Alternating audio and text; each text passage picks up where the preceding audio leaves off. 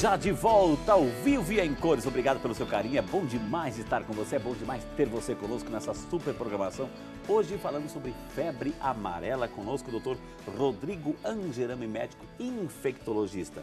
Doutor, nós conversamos aqui no intervalo, é tão bom porque a gente no intervalo o bate-papo gera pergunta para esclarecer você, né? Doutor, uma vez eu fiz uma peregrinação, eu morei na selva amazônica e tempo atrás eu me vacinei, né? Depois eu fiz lá na frente uma peregrinação, eu fui conhecer lá o Egito, né? O Egito também era fundamental, era exigência da Anvisa a vacinação da febre amarela. E dizia que protegia por 10 anos. Eu tinha até uma carteirinha amarelinha lá, redondinha. Doutor, isso continua válido? De 10 anos a gente tem que tomar vacina? Como é que é, doutor?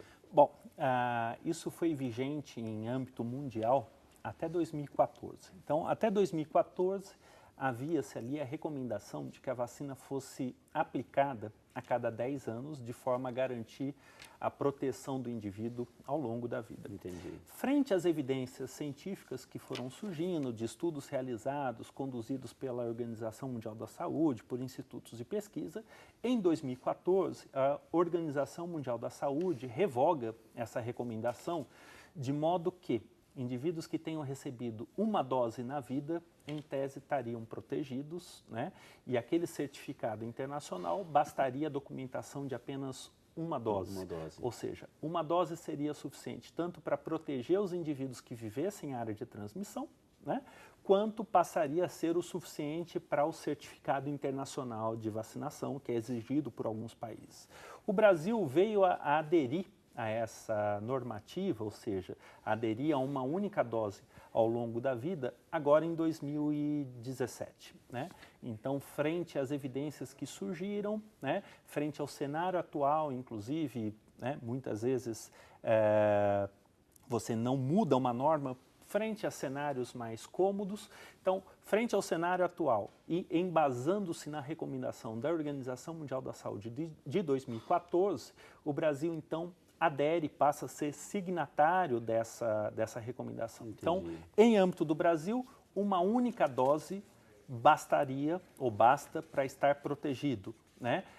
Pessoas que já receberam a vacina em momentos prévios, lembrando que vacina dada é vacina documentada, ou seja, se houver a dúvida se tomou ou não, acho que eu tomei, acho que eu recebi em algum momento, mas não tem documentado, e se houver a necessidade, né, de vacinação, ainda que possa ter recebido no passado, né, receba novamente. Mas se houver a documentação de que recebeu a vacina, está na sua carteirinha, não há necessidade mais de repeti-la. Tá, eu quero perguntar justamente isso, doutor, assim, ok, está na minha carteirinha, mas eu perdi a carteirinha, não lembro mais, passaram-se tanto tempo, perdeu. Eu tenho essa vacina registrada em algum departamento do Ministério da Saúde, doutor?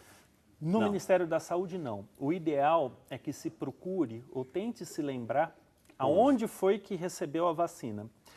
No caso da sua cidade, em qual posto de saúde, em qual centro de imunizações. Lá está registrado. Lá deveria estar registrado. Na eventualidade de se conseguir resgatar essa informação, né, não há necessidade de se vacinar novamente. Entretanto, se não for possível resgatar, ainda que eu tenha comigo que muito provavelmente eu recebi a vacina e agora, 2017, né, eu vivo ou resido ou eventualmente vou viajar para uma área onde o vírus esteja circulando ou para um país que exija a certificação e eu não tiver documentado, ainda que eu me remeta na memória que muito provavelmente vacinei, nós recomendamos que se vacine sim novamente. Interessante para saber. Fins de documentação. Exato. É interessante saber assim a região que está infectada. Ou seja, eu lembro que eu citei aqui, quando, muito tempo atrás, eu fui trabalhar, fazer uma missão lá no Acre, não significa que o Acre tinha, mas assim como eu sou do Sul, disseram, não, vai para lá, o Amazonas, que a gente nunca sabe. Então é melhor prevenir,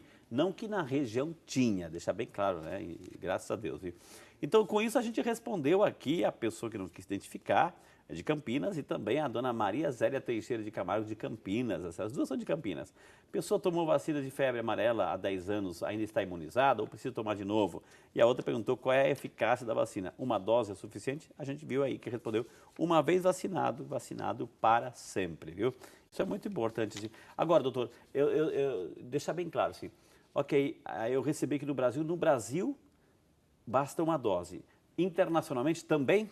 Sim. Também. Na medida que a Organização Mundial da Saúde passe a recomendar uma única dose, aqueles países que não têm febre amarela e exigem a certificação justamente para se protegerem contra a introdução do vírus... Mas se eu vou num país, doutor, assim, que de repente fere essa norma, assim, não, eu já vacinei, no Brasil eu vacinei uma vez, etc. Não, aqui a gente tem que vacinar de novo, né? Não, a norma, né, o certificado ele é internacional, inclusive não serve a carteirinha de vacinação como a gente adquire nas unidades, é o que nós chamamos de certificado internacional de imunização ou de vacinação, inclusive consta na língua inglesa para que todos os países possam compreender, né?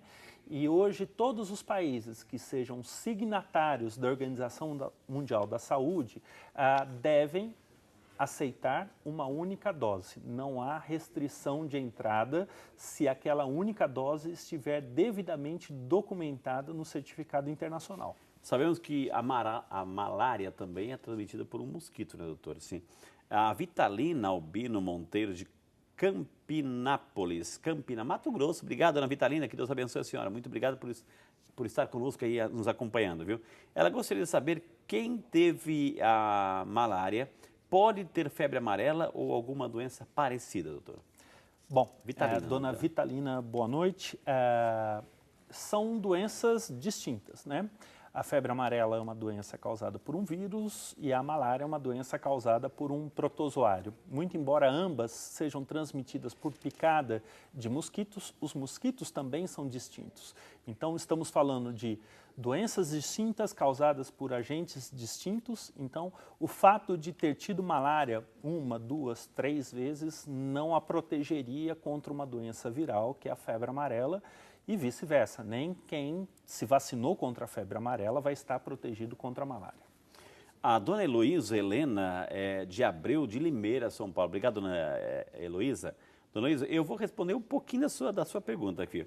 Ela diz assim, eu vou viajar semana que vem para Minas Gerais. Devo tomar a vacina de febre amarela? Dona Heloísa, eu não sei a sua idade, não sei se a senhora está naqueles grupos, não sei a sua condição, enfim, o sistema imunológico, etc. Mas aí, doutor, o que a gente pode ajudá-la? Bom, Estado de Minas Gerais como um todo, né, é área de recomendação de vacinação, tanto para a população que lá reside, quanto para indivíduos que residam em outros estados, mas para lá venham a se deslocar, né? Então, do ponto de vista da indicação pelo destino, né, a vacina sim estaria indicada. Mas como o senhor bem mencionou, nós não sabemos a idade da dona dela, né? Heloísa, né? E se ela tem alguma comorbidade e mais, se eventualmente ela já foi vacinada em algum momento do passado, ela não teria indicação. Pode viajar tranquila. Agora, doutor, assim, ok, eu fui vacinado, eu, de repente, fazendo missão que a gente faz pelo país, entro numa dessas áreas, enfim, que tem lá, etc. E, por eventual, o mosquito vai lá e dá aquele beijinho na minha pele, etc. Assim, ok, eu fui vacinado, mas, assim, o fato de ser vacinado, vai mexer alguma coisa? Eu vou sentir alguma náusea, eu vou sentir alguma tontura? O que eu vou sentir? Porque o vírus está lá de novo, né? Ele vai dar uma chacoalhada, doutor? Olha, todas as vacinas têm como objetivo primário fazer com que uma infecção causada por um vírus selvagem não gere doença.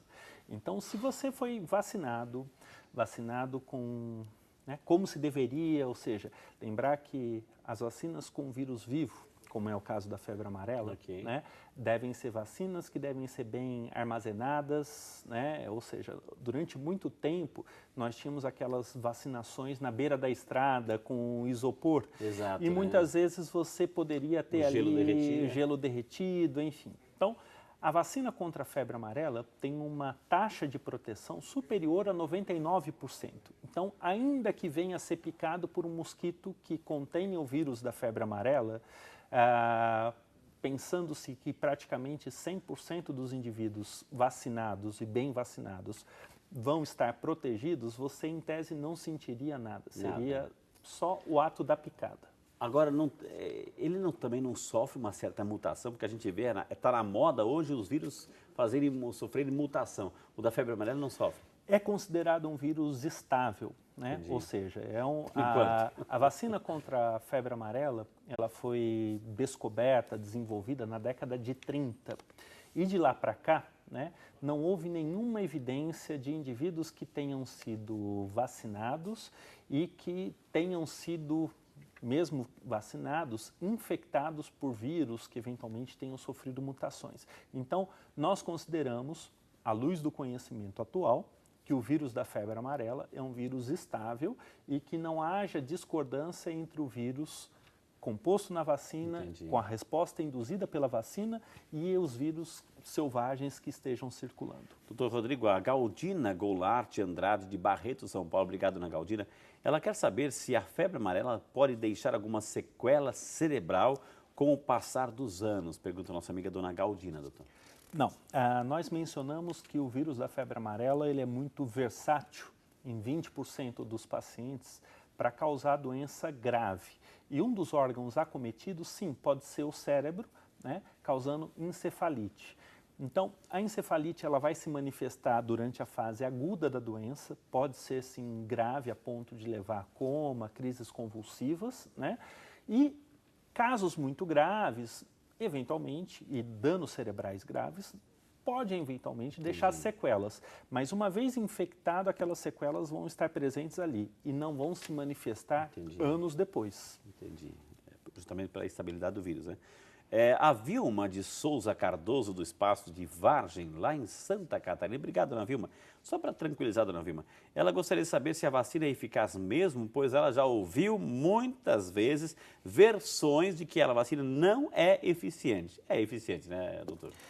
Essa é uma das Aplicada, vacinas mais eficazes que nós temos, do pool de vacinas. Como eu disse, taxa de proteção superior a 99%, né? Obviamente que vacinas de boa qualidade e aplicadas em indivíduos capazes de responder imunologicamente de maneira satisfatória. Não entrando naquele grupo que a gente já percebeu aqui, né? A Maria Ednólia Brilhante de Natal, Rio Grande do Norte, acompanhando o programa, assim, está parabenizando, está aprendendo bastante e ela está assim, mais segura com todas as informações. Está pedindo oração aí para a família toda. Obrigado, Ana Maria. É isso que a gente quer. O Vídeo de Saúde tem essa dinâmica de esclarecer, de levar informações. Assim. A gente sabe que o nosso sistema de saúde também precisa das melhorias, enfim, mas a gente faz esses programas aqui, graças a Deus, para levar informação, qualidade de vida, para que você tenha pelo menos as ferramentas teóricas para entender a situação, os problemas, assim, para se prevenir mais e melhor. O doutor, mesmo que, por exemplo, o senhor citou lá que as crianças até 9 meses, é isso, né? Até 9 meses, pode, não pode, mas assim, a minha pergunta é assim, aquelas vacinas, varíola, etc., elas são aplicadas a partir de que idade? Bom, nós temos vacinas muito distintas entre si, seja naquilo que se objetiva controlar ou prevenir, seja na sua própria formulação, né? Então, existem vacinas que, como nós mencionamos, febre amarela, contra sarampo, cachumba, rubéola, contra catapora, que são vacinas de vírus vivos, né? Ou seja, compostas por vírus vivos.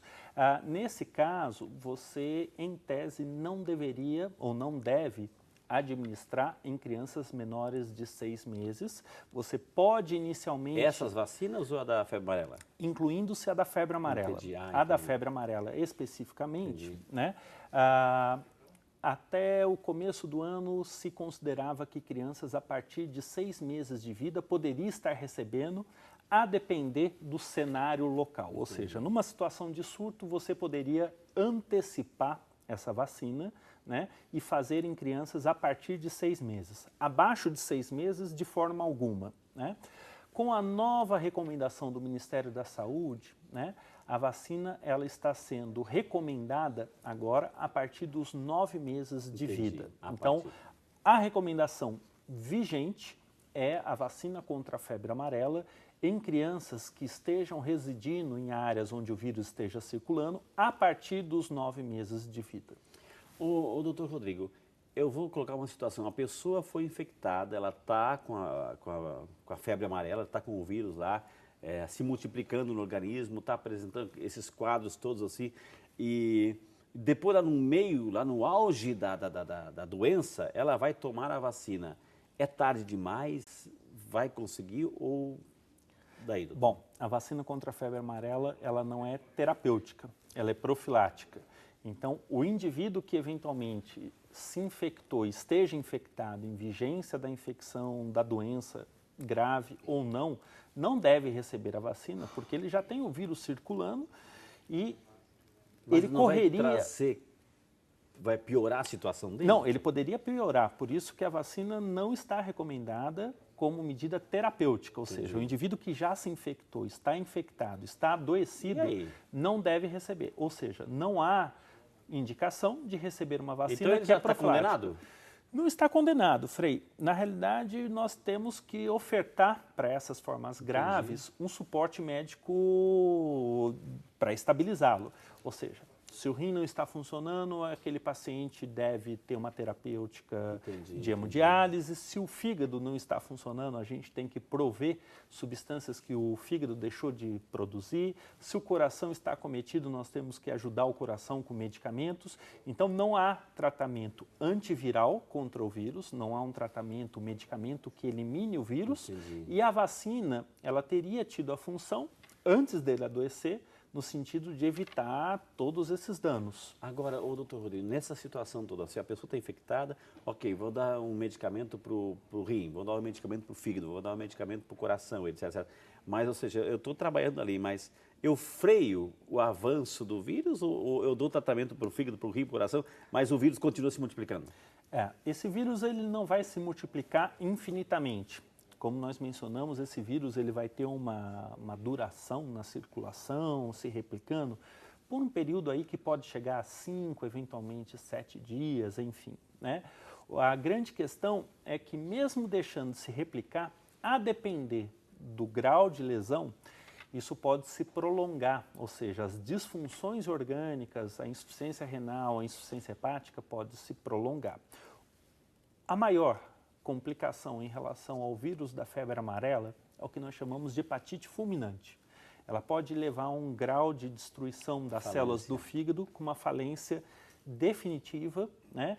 E que isso pode levar à indicação de um transplante de fígado. Então, a febre amarela, naquele grupo de 20% das formas mais graves, né, pode levar em alguns indivíduos a formas fulminantes e aí a necessidade, inclusive, de transplante hepático, de transplante de fígado. Imediato. Como medida terapêutica, não contra o vírus, mas para manter aquele indivíduo vivo. Gente, mosquitinho danado, hein? Mosquitinho danado esse da febre amarela. Eu vou chamar um intervalo, na sequência, mais um bloco ainda. O doutor vai fazer aquela síntese importante para a gente memorizar, guardar, anotar. E, é claro, a gente vai encerrar o programa com aquele momento de oração, onde eu quero rezar por você, com você, pedindo a Deus a saúde física e espiritual. Tudo isso e muito mais no próximo bloco. Portanto, não sai daí, a gente volta rapidinho só para você.